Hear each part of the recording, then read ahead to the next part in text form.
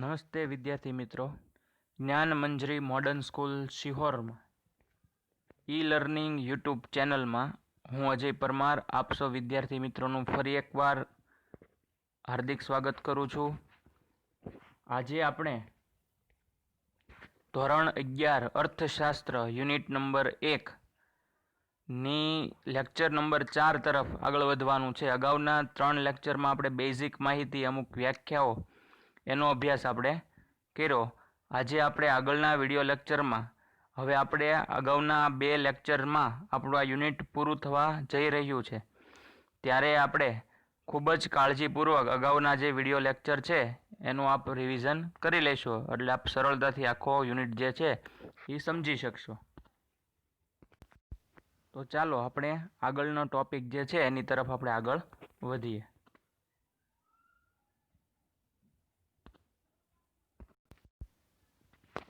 અગાઉના ટોપિકમાં આપણે આર્થિક પ્રવૃત્તિઓ કોને કહેવાય, બિન આર્થિક પ્રવૃત્તિઓ કોને કહેવાય એના વિશે માહિતી મેળવી હતી. આ ઉપરાંત એકમલક્ષી અર્થશાસ્ત્ર કોને કહેવાય, સમગ્રલક્ષી અર્થશાસ્ત્ર કોને કહેવાય એના વિશે માહિતી મેળવી હતી. આજે આપણે આર્થિક માહિતીની રજૂઆત કેવી રીતે થઈ શકે એની માહિતી મેળવવાની છે. તો કે આર્થિક માહિતીની રજૂઆત એ કેવી રીતે થાય, તો કે આર્થિક સમસ્યા અભ્યાસમાં સિદ્ધાંતો કે માહિતીની રજૂઆત 3 રીતે થાય છે. આ ખૂબ જ અગત્યનું છે, આ યાદ રાખજો કે આર્થિક માહિતીની રજૂઆત કેટલી રીતે થઈ શકે. અંડરલાઈન કરવા જેવો પ્રશ્ન છે. આર્થિક માહિતીની રજૂઆત કેટલી રીતે થઈ શકે? તો જો આનો જવાબ અહીંયા લખેલો છે, તમને અંડરલાઈન કરાવી ત્યાં કે આર્થિક માહિતીની રજૂઆત 3 રીતે થઈ શકે છે. પછી એમ પૂછાય કે આર્થિક માહિતીની રજૂઆત 3 છે, પણ કઈ કઈ? તો પહેલું છે ભાષા દ્વારા, બીજું આંકડાઓ દ્વારા અને ત્રીજું આકૃતિ દ્વારા, જે પ્રતીકાત્મક તરીકે ઓળખવામાં આવે છે. ફરીવાર આર્થિક માહિતીની રજૂઆત 3 રીતે થાય છે. પ્રથમ છે ભાષા દ્વારા, બીજું આંકડાઓ દ્વારા અને ત્રીજું આકૃતિઓ દ્વારા. એટલે આ 1 માર્કનો અંડરલાઈન કરવા જેવો અને પાકો કરવા જેવો પ્રશ્ન છે. પહેલું, જેમ કે માંગના નિયમમાં આપણે સમજીશું કે વસ્તુની કિંમતમાં ઘટાડો થવાથી વસ્તુની માંગમાં વિસ્તરણ, બીજા અર્થમાં કેવું હોય તો વધારો થાય છે. આ થઈ ભાષા દ્વારા વર્ણનાત્મક રજૂઆત. આ જ વાત આંકડામાં નીચે મુજબ સમજીએ. ફરી એકવાર સમજવાનો પ્રયત્ન કરીને એમ કીધું કે માંગનો નિયમ એવો છે કે વસ્તુની કિંમત ઘટે. આપણે બધાને ખ્યાલ છે કે કોઈ વસ્તુ બજારમાં હોય એની કિંમત ઘટે તો આપણે શું કરશું, તો કે એની માંગ વધી જાય, વધુ લોકો એને લેવા જાય, કેમ કે ભાવ ઘટી ગયો છે. આપણે બધાને ખબર છે તેલનો ભાવ થોડોક ઘટે ને એટલે સ્ટોક કરી નાખીએ આપણે ઘરે કે ભાઈ આના તેલના ભાવ ઘટ્યા છે, પછી વધી જાય, નહીં તો ઘટેલો છે તે આપણે લઈ લઈએ. એવી જ રીતના મોટાભાગના લોકો મોલમાંથી ખરીદી કરે. શું કામ? તો કે ભાઈ એમઆરપીથી 2 થી 5 રૂપિયા, 10 રૂપિયા જેવી વસ્તુ એમાં એમઆરપી કરતાં ઓછી રકમથી આપે છે, એટલા માટે બધા ત્યાં લેવા જાય છે. એનો મતલબ એમ છે કે જો વસ્તુની કિંમત ઘટે તો એની માંગમાં વધારો થાય છે. એટલે કે માંગમાં એટલે કે વધુ લોકો એ લેવા માટે પડાપડી કરે છે. કારણ કે ઓછી કિંમતે વસ્તુ મળે છે એટલા માટે. તો હવે એમ કહેવામાં આવે કે જો વસ્તુની કિંમતમાં ઘટાડો થાય તો વસ્તુની માંગમાં વિસ્તરણ થાય છે. આ ખાલી ભાષાકીય વર્ણન કહેવાય કે ભાઈ ભાષા દ્વારા કીધું. જો એને આંકડા દ્વારા રજૂઆત કરવી હોય તો નીચેનું કોષ્ટક આપણને દર્શાવેલું છે, એના દ્વારા આપણે સમજી શકીએ. આ ઉદાહરણ જે છે એ આપણે સમજવાનો પ્રયત્ન કરીએ. તો કે કિંમત 20 રૂપિયા છે. જ્યારે કોઈ એક વસ્તુ છે એની કિંમત 20 રૂપિયા છે તો માંગ પણ કેટલી, તો કે 20 એકમની છે. 20 રૂપિયા હોય તો 20 એકમ વેચાઈ જાય છે. એવી રીતના એ માંગ 15 રૂપિયા થાય, કિંમત 15 રૂપિયા થાય તો માંગ જુઓ કેટલી થઈ જાય છે, 40 લોકો એને લેવા માટે પડાપડી કરે છે. ખાલી 15 રૂપિયા, જો ભાવ 5 રૂપિયા ઘટવાથી ડબલ લોકો એને લેવા માટે પ્રયત્ન કરે છે. ભાવ 10 રૂપિયા, કિંમત 10 રૂપિયા થાય તો 60 લોકો એને લેવા માટે પડાપડી કરે છે. એટલે કે માંગ કેટલી થાય છે, તો કે 60 લોકો સુધી જાય છે. એવી જ રીતના જો એ વસ્તુનો ભાવ 5 રૂપિયા થઈ જાય, 5 રૂપિયા કરી દેવામાં આવે તો કે એની કિંમત જે છે માંગ એ 80 લોકો સુધી જાય છે. આંકડામાં પણ એ જ બાબત સ્પષ્ટ થાય. જે એણે જો ભાષા દ્વારા કીધું એ જ આંકડાકીય માહિતીમાં સ્પષ્ટ થાય. કયું? તો કે જો કિંમત છે એમાં ઘટાડો થાય તો એની માંગમાં વધારો થાય છે. દાખલા તરીકે કિંમત 20 રૂપિયા હતી તો માંગ પણ 20 હતી. કિંમત ઘટીને 15 રૂપિયા થઈ તો માંગ ડબલ થઈ ગઈ, 40 લોકો માંગ થઈ. જુઓ તમે કોષ્ટકમાં. એવી જ રીતના 10 રૂપિયા કિંમત થઈ તો 60 લોકો એની માંગ કરવા માંડ્યા, અને એવી જ રીતના 5 રૂપિયા થઈ તો 80 એની માંગ એ વસ્તુની થઈ ગઈ. આમ આંકડામાં પણ એ જ બાબત સ્પષ્ટ થાય છે કે કિંમત ઘટતા માંગનું વિસ્તરણ થાય છે. આવું બની શકે. હવે આગળ આપણે જોઈએ તો એક સરસ મજાની આપણને આકૃતિ દ્વારા સમજાવવાનો પ્રયત્ન કર્યો છે. આકૃતિ 1.1 એ માહિતીની આકૃતિમાં રજૂઆત છે. આપણે જે ઉપર 3 પ્રકારો જોયા એમાં પહેલા ભાષાકીય જોયું, બીજું આંકડાકીય જોયું, હવે ત્રીજી રીત જે છે એ આકૃતિ દ્વારા છે કે ભાઈ આકૃતિ દ્વારા કેવી રીતે સમજાવી શકાય. તો આ બહુ ખૂબ જ સરસ અને અગત્યનો પ્રશ્ન છે કે જો આકૃતિ દ્વારા કોઈ માહિતીની રજૂઆત કરવામાં આવે તો સરળતાથી એ સમજી શકાય છે, સરળતાથી સમજાવી શકાય છે અને સમજી પણ શકાય છે. આ ખૂબ જ અગત્યતા ધરાવે છે. તો આપણે આકૃતિ નંબર 1.1 માહિતીની આકૃતિમાં રજૂઆત એની વિશે જોઈએ.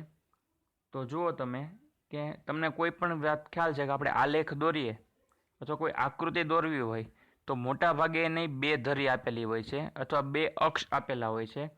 એકને આડું જે હોય છે, જો આ પ્રશ્ન પણ વિકલ્પમાં કે એમાં પૂછાય છે કે જે આડી ધરી હોય છે આકૃતિમાં અથવા આલેખમાં, તો એને કઈ ધરી કહેવાય અથવા કયો અક્ષ કહેવાય? તો કે એક્સ અક્ષ કહેવાય. આ ખાસ ધ્યાન રાખજો કે જે આડી ધરી છે, જો આ આડી ધરી છે, આ ધરી આડી છે એટલા માટે એને કયો અક્ષ કહેવાય? તો જો અહીંયા એક્સ લખેલો છે તમને આકૃતિમાં. એવી રીતના જે ઊભી ધરી હોય તેનો કયો કહેવાય? તો કે એને વાય અક્ષ તરીકે ઓળખવામાં આવે છે. એટલે આપની વિદ્યાર્થી મિત્રો માટે એક ખાસ અગત્યનો પ્રશ્ન કે આકૃતિ અથવા આલેખમાં જે આડી હોય છે ધરી અથવા અક્ષ, એને કયો અક્ષ કહેવાય? તો કે આડી જે હોય એને એક્સ અક્ષ કહેવાય અને જે ઊભી હોય એને વાય અક્ષ તરીકે ઓળખવામાં આવે છે. તો આપણે આકૃતિ દ્વારા સમજીએ. હવે તમને બધાને ખ્યાલ છે કે આકૃતિ કે આલેખ હોય તો એની માટે સ્કેલ માપ એ ખૂબ જ અગત્યનું હોય છે. સ્કેલ માપ વગર એ શક્ય છે નહીં. તો આપ જોઈ શકો છો આ જે સ્કેલ માપ છે એ સ્કેલ માપ લખેલું હોય તો જ આકૃતિ સ્પષ્ટ અથવા આલેખ જે છે એ વ્યવસ્થિત અને સાચો પડે છે. તો એક્સ અક્ષ ઉપર શું લીધું છે એ લખ્યું છે તો કે ભાઈ 2 સેન્ટીમીટર બરાબર 1 એકમ. 2 સેન્ટીમીટરની જગ્યા મૂકીને 1 એકમ ગણવામાં આવે છે. જ્યારે વાય અક્ષ ઉપર 1 સેન્ટીમીટર બરાબર 5 રૂપિયા. તો તમે જુઓ કે વાય અક્ષ આ જે છે વાય અક્ષ એમાં એણે 1 સેન્ટીમીટરના અંતરે 5 રૂપિયા એટલે 5, 10, આ 5, આ 10, આ 15, આ 20, આ 25 એવી રીતના એણે આપેલા છે. અને એક્સ અક્ષ ઉપર 2 સેન્ટીમીટર બરાબર 1 એકમ એવી રીતના એણે ગોઠવેલું છે. આ જે ધરી છે એણે એવી રીતના ત્યાં પણ ગોઠવેલું છે. એટલે એક્સ અક્ષ ઉપર જે છે એ 2 સેન્ટીમીટર એટલે ટૂંકમાં એકમ દર્શાવેલા છે અને વાય અક્ષ ઉપર એની કિંમત દર્શાવેલી છે. તો આપણે સમજવાનો પ્રયત્ન કરીએ કે આકૃતિમાં ઉદ્ગમ બિંદુથી જોતા ઉપરથી નીચે જતી રેખા. ફરીવાર આકૃતિમાં ઉદ્ગમ બિંદુ એટલે જ્યાંથી એની શરૂઆત થાય છે એને ઉદ્ગમ બિંદુ કહેવાય. આકૃતિમાં ઉદ્ગમ બિંદુથી જોતા ઉપરથી નીચે જતી રેખા એ જ બાબત દર્શાવે છે કે એક ચલ કિંમતમાં ઘટાડો થાય ત્યારે બીજા ચલ એટલે કે માંગનું વિસ્તરણ થાય છે. એટલે કિંમત ઘટે છે તો માંગ વધે છે. યાદ રહે કે આકૃતિ 2 ચલ વચ્ચેના કાર્યકારણના સંબંધને, કાર્યકારણનો સંબંધ એટલે શું? તો કે એકમાં વધારો થવાથી બીજી વસ્તુ કે ચલમાં જે વધારો ઘટાડો થાય એને કાર્યકારણનો સંબંધ કહેવાય. દાખલા તરીકે વધુ વરસાદ આવે તો ખેતીનું ઉત્પાદન સારું થાય. બાળકની ઉંમર જેમ જેમ વધે, જો બાળક કહું છું, બાળકની ઉંમર જેમ જેમ વધે એમ એનો વજન અને ઊંચાઈ પણ વધે છે. તો આ બધા જે છે ને કાર્યકારણનો સંબંધ કહેવાય કે એકને લીધે બીજામાં વધારો થતો હોય. આમ અર્થશાસ્ત્રની તમામ રજૂઆતો તાર્કિક હોય છે. જો અને તો ના સ્વરૂપ તો રજૂ થાય જ છે અને ધારેલી પરિસ્થિતિ જ તે વધારે સાચી પડે. અને તાર્કિક રજૂઆતોને વધારે આધારભૂત રીતે રજૂ કરવા માટે આંકડાકીય માહિતી ઉપયોગી બને છે. તેના ઉદ્ગમ બિંદુથી લઈને તમે જુઓ અહીંથી શરૂ કર્યું.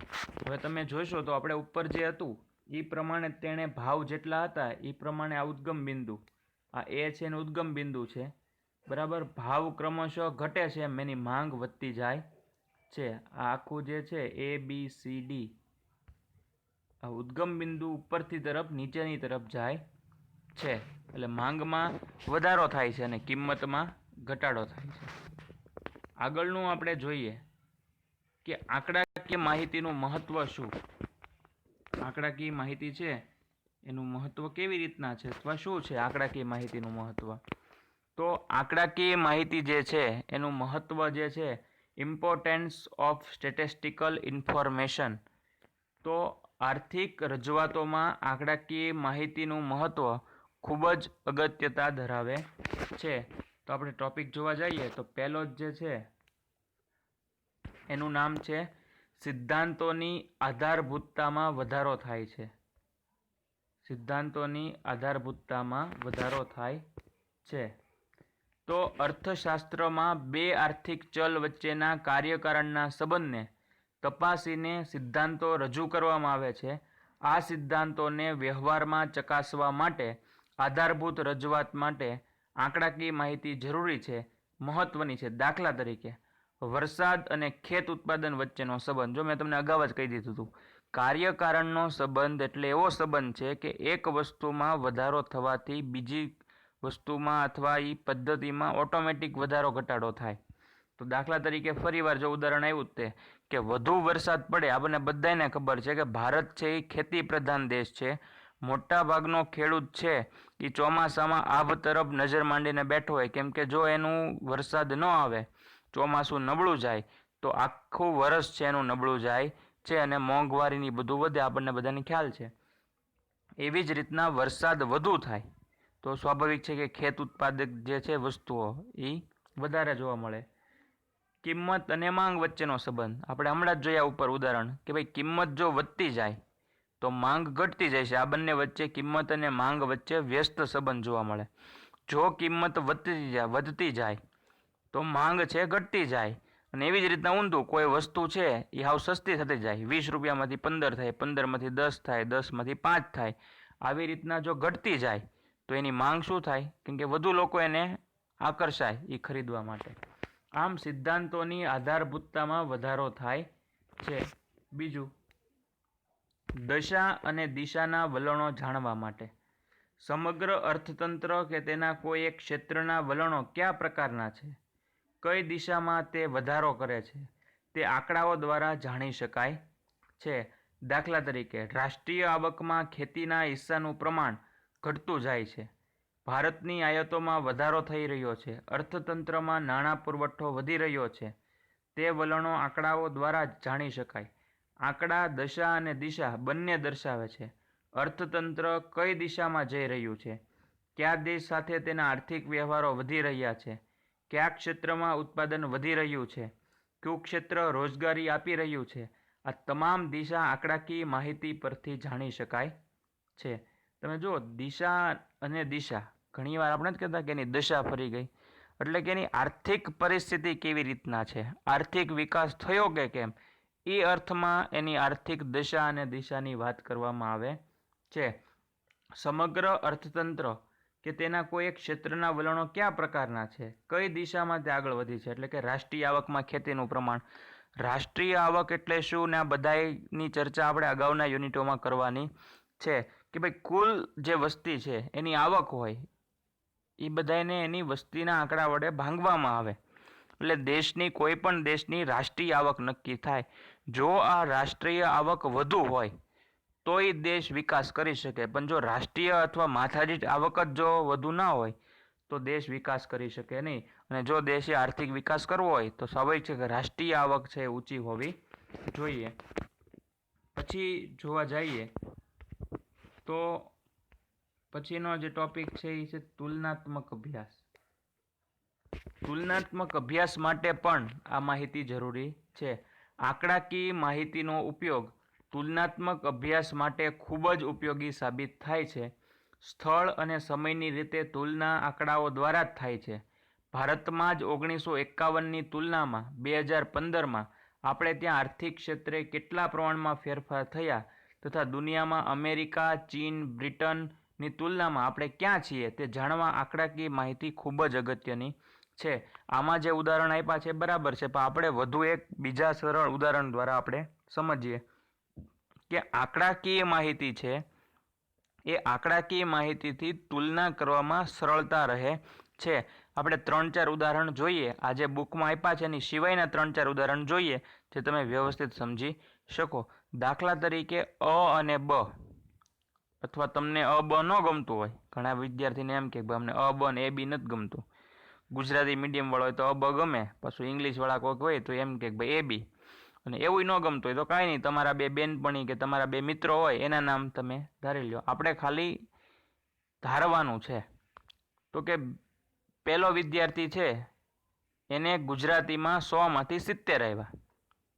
બીજો એનો જ ફ્રેન્ડ છે એને 100માંથી 80 આવ્યા. તમે જુઓ તો બેયની તુલના થઈ શકે કે નહીં?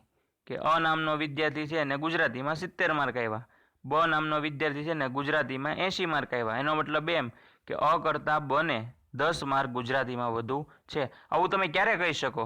કે જ્યારે તમારી પાસે આંકડાકીય માહિતી રજૂ હોય, ઉપલબ્ધ હોય તો તમે કમ્પેરિઝન કરજો.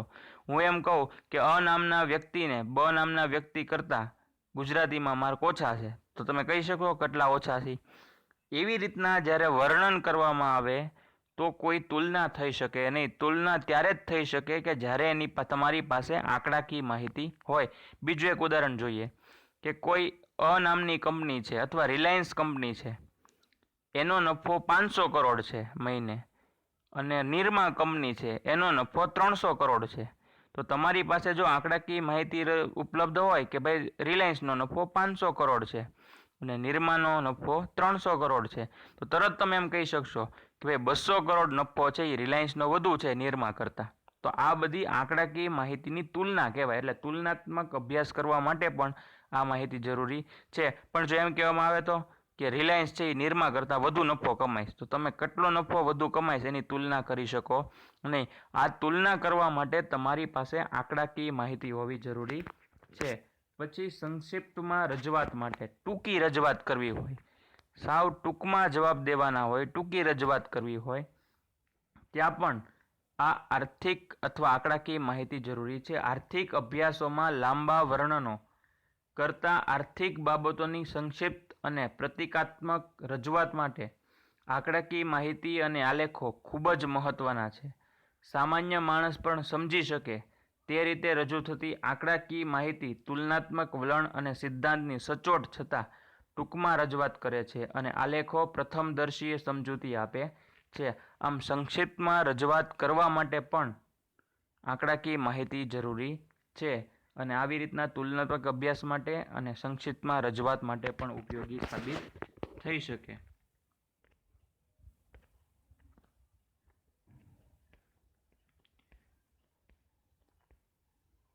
વિશ્વસનીય પ્રાપ્તિ સ્થાન. તમે જુઓ કે આગળનો ટોપિક જોઈએ તો વિશ્વસનીય પ્રાપ્તિ સ્થાન છે.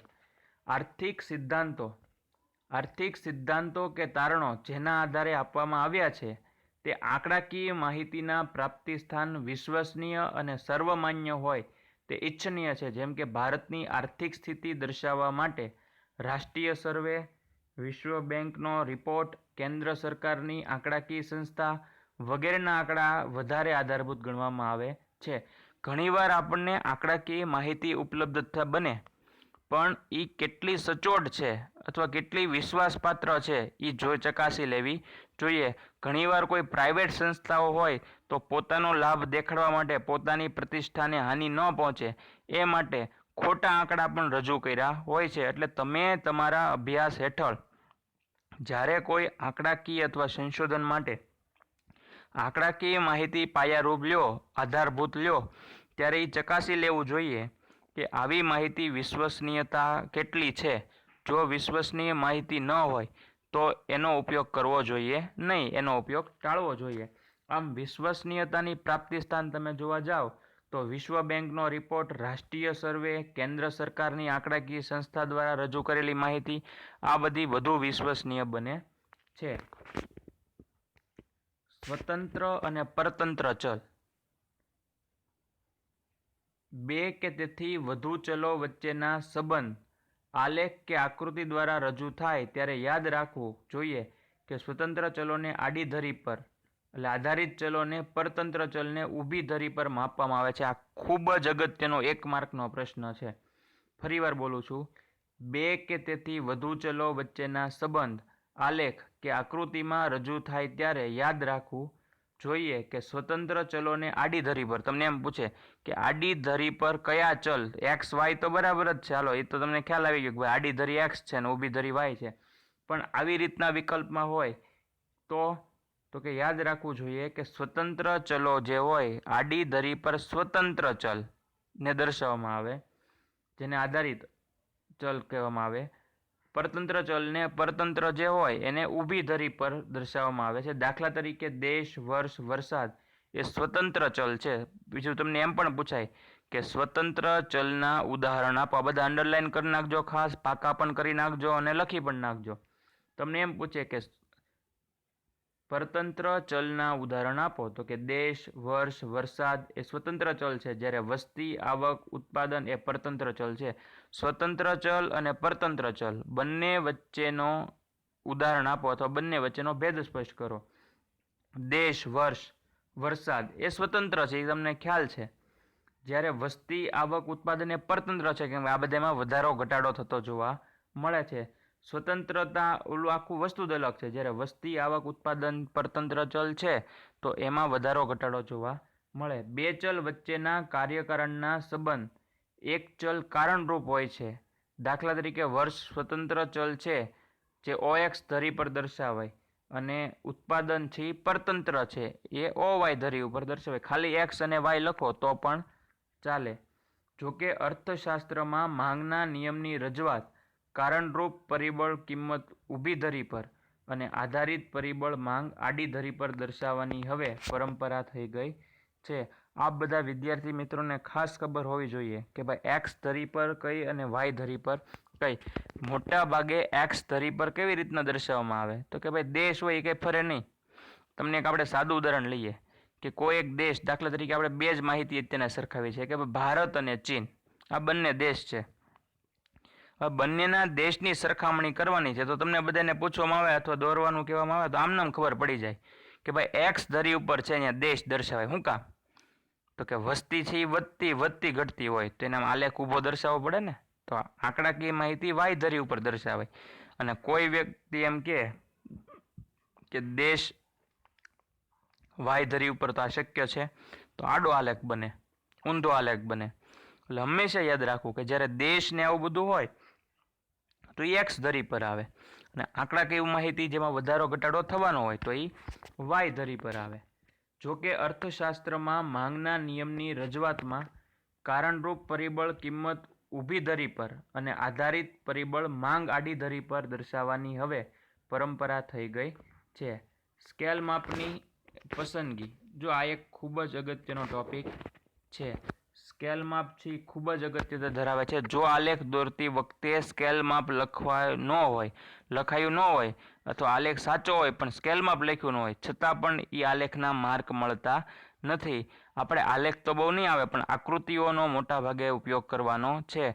અથવા તમે જ્યારે આંકડાશાસ્ત્રમાં આલેખની રજૂઆત કરો, 11મા ધોરણમાં એક આવશે તો આલેખ દોરો ત્યારે સ્કેલ માપ લખવું જરૂરી છે. જો આપ બધા વિદ્યાર્થી મિત્રો સ્કેલ માપ નહીં લખો તો આપનો આલેખ છે એ ખોટો પડશે. આંકડાકીય માહિતીની આકૃતિ કે સ્કેલ માપની પસંદગી છે એ ખૂબ જ અગત્યતા ધરાવે છે. આંકડાઓને આકૃતિમાં યોગ્ય રૂપમાં ગોઠવવા માટે યોગ્ય સ્કેલ માપ મેળવવા પડે છે. દાખલા તરીકે સમયને લગતી બાબત હોય તો 10 વર્ષ માટે એક સ્કેલ નક્કી કરીને તેની રજૂઆત થાય છે. એકવાર જે સ્કેલ માપ નક્કી કરો એ આપણે રજૂઆતમાં જાળવવું પડે છે. દાખલા તરીકે 1 ઇંચ બરાબર 5 વર્ષ નક્કી કરો તો બીજા ઈંચમાં પછી 5 ઉમેરવાના હોય, 5 પછી 10, 15, 20, 25, 30 એમ એક ઈંચમાં 5 વધારવા પડે છે વર્ષ. એવી રીતના જો એક ઇંચ બરાબર 10 વર્ષ લીધા હોય તો બીજા ઇંચે 20, પછી 30, પછી 40, પછી 50 એમ 10-10નો ગેપ રાખવો પડે. આ ખૂબ સરળ છે. આ અગાઉના ધોરણમાં 8માં 9માં 10મા ધોરણમાં આલેખ આપ ભણી ગયા હશો. આમ એક ઇંચ બરાબર 5 વર્ષ નક્કી કરો, પછી દરેક 5 વર્ષનો વધારો બતાવવા માટે પણ એક ઇંચ પ્રમાણે આગળ વધવું પડે. મોટી આંકડાકીય માહિતીની આકૃતિમાં ટૂંકમાં રજૂ કરતી વખતે જે તે ધરી પર SS નિશાની કરવામાં આવે છે. સ્કેલ માપની નિશાની અથવા આપણે જુઓ તો પહેલી ધરી ને બીજી ધરી, આ કોઈ પણ ફિક્સ એના માપ હોતા નથી. X, Y, ABC કોઈ પણ આપ દર્શાવી શકો છો, એની માટે કોઈ સ્પેશિયલ જરૂરી છે નહીં. તો આજે સમજવાનો પ્રયત્ન કર્યો. હવે પછી ફરીવાર એકવાર જોઈ લઈએ કે આજે આપણે કોની ચર્ચા કરેલી છે. તો કે આજે આપણે આર્થિક માહિતીની રજૂઆત કેટલી રીતે થઈ શકે. તો કે આર્થિક માહિતીની રજૂઆત જે છે એ ભાષા દ્વારા એટલે કે વર્ણનાત્મક રીતે, આંકડાઓ દ્વારા અને આકૃતિ દ્વારા, ટૂંકમાં કેવું હોય તો 3 રીતે થઈ શકે. આગળના કોષ્ટકમાં એ જોયું આપણે કે જેમ જેમ કિંમતમાં વધારો થાય છે એમ માંગ ઘટે, અને એનું ઉલટું કે જેમ જેમ કિંમત છે એ ઘટે છે, આમાં જો 20, 15, 10, 5 એવી રીતના માંગમાં વધારો થતો જોવા મળે છે 20, 40, 60 અને 80. ત્યારબાદ આપણે આકૃતિ 1.1માં માહિતીની રજૂઆત જોઈ કે આકૃતિમાં ઉદ્ગમ બિંદુથી લઈને કેવી રીતના આકૃતિ, એટલે પહેલાં આપણે વર્ણનાત્મક જોઈ, પછી આંકડા દ્વારા કેવી રીતના દર્શાવી શકાય, અને પછી આકૃતિ દ્વારા કેવી રીતના સરળતાથી સમજાવી શકાય એની વિશે માહિતી જોઈ. આંકડાકીય માહિતીનું મહત્વ કેવું હતું, તો એમાં સિદ્ધાંતોની આધારભૂતતામાં વધારો થાય છે, દિશા અને દિશાના વલણો જાળવવા માટે, તુલનાત્મક અભ્યાસ કરવા માટે, સંક્ષિપ્ત એટલે કે ટૂંકમાં રજૂઆત કરવી હોય તો પણ આકૃતિ મહત્વની છે. આમ આપણે અલગ અલગ આંકડાકીય માહિતીની આકૃતિ આલેખમાં રજૂ કરતી વખતે ધ્યાનમાં રાખવાની બાબતો જે છે એ હવે પછીનો આપણે જે લેક્ચર આવે એમાં આપણે કઈ કઈ બાબતો ધ્યાનમાં રાખવી. તો કે વિશ્વસનીયતાનું પ્રાપ્તિ સ્થાન, સ્વતંત્ર અને પરતંત્ર ચલ વિશે માહિતી મેળવી, સ્કેલ માપની પસંદગી કેવી રીતના કરી એ પણ આપણે જોઈ. પછીના આપણે જે વિડીયો લેક્ચરમાં મળશું એમાં આંકડાકીય માહિતીની આકૃતિ અને આલેખમાં રજૂઆત કેવી રીતે કરી શકાય એની વિશે માહિતી મેળવશું. આપ સ્ક્રીન ઉપર જોઈ શકો છો સ્તંભ આકૃતિ. આપ અગાઉ ભણી ગયા હશો, અભ્યાસ કર્યો હશે. સ્તંભાકૃતિ આ અત્યારના તમને સ્ક્રીન ઉપર જે દેખાય છે એ પાસેની સ્તંભાકૃતિ, એટલે કે એકથી વધુ ચલની માહિતી અથવા બે માહિતીની કમ્પેરિઝન કરવી હોય ત્યારે એની ચર્ચા કરવાની હોય છે. આ તમને સ્ક્રીન ઉપર અત્યારના જે દેખાય છે એ વૃત્તાંશ આકૃતિ છે. આપણને ખબર છે આપ બધાને કે વૃત્તાંશ આકૃતિ ગોળ હોય છે અને 360 અંશની હોય છે. અને અર્થશાસ્ત્રના વિષયનું મહત્વ એની વિશે ચર્ચા કરશું. અને પછી આપણે સ્વાધ્યાયની થોડીક ચર્ચા કરીને આપણે આ પહેલું યુનિટ જે છે એ પૂરું કરશું. એનો મતલબ એમ કે હવે પછી આપણે એક લેક્ચરમાં હજી મળવાનું છે. એક લેક્ચર આની પછીનો જ્યારે આવશે ત્યારે તો કે આપણું આ યુનિટ નંબર 1 પૂરું થશે. એટલે આ બધા વિદ્યાર્થી મિત્રો જે કાંઈ અંડરલાઇન કરાવેલા પ્રશ્નો છે એ અંડરલાઇન કરાવેલા પ્રશ્નો એ ખાસ ધ્યાનથી વાંચી લેજો અને પાકા પણ કરી રાખજો. એટલે હવે પછીના જ્યારે વિડીયો લેક્ચરમાં મળશું ત્યારે આપણે આંકડાકીય માહિતીની આકૃતિ અને આલેખમાં રજૂઆત કેવી રીતે થઈ શકે એના વિશે માહિતી મેળવશું. તો આપ બધા વિદ્યાર્થી મિત્રો સાથે ટેક્સ્ટ બુક હોય તો ટેક્સ્ટ બુક અથવા નોટબુકમાં જે પ્રશ્નો હું અંડરલાઇન કરાવું છું એ ખાસ આપ અંડરલાઇન કરજો. કેમ કે જ્યારે હોમવર્ક આપવામાં આવે ત્યારે એમ જ કહેવામાં આવે છે કે ભાઈ વિડીયો લેક્ચરમાં બતાવેલ અથવા અંડરલાઇન કરાવેલ પ્રશ્નો લખીને પાકા કરવા. એનો મતલબ એમ કે તમારે નોટબુકમાં લખવાના પણ છે અને પાકા કરવાના છે. એવી જ રીતના ઘણા ઉદાહરણો એવા હોય છે કે જે બુકમાં નથી હોતા, એ પણ હું બોલું છું. તો આપ એ પણ નોટ કરતા રહેશો. નોટ કરેલા હશે તો પરીક્ષા વખતે વાંચશો તો મૌલિકતાના માર્ક વધુ હોય છે. કોપી કરવાના કોઈ માર્ક મળતા નથી. એટલે થોડુંક તમારે તમારી જાતે પણ તૈયાર થવું પડશે. અને આવા જે કંઈ ઉદાહરણો છે અથવા તમારી ભાષા શૈલીમાં તમે જો વ્યવસ્થિત વધુ સારી રીતના થિયરી લખો તો વધુમાં વધુ માર્ક મેળવી શકાશે. તો હવે પછીના જ્યારે આપણે વિડીયો લેક્ચરમાં મળશું ત્યારે આંકડાકીય માહિતીની આકૃતિ કે આલેખમાં રજૂઆત કેવી રીતે થઈ શકે તેના વિશે માહિતી મેળવશું. તો હવે પછીના વિડીયો લેક્ચરમાં આપણે મળીએ ત્યારે એની ચર્ચા કરશું. આભાર.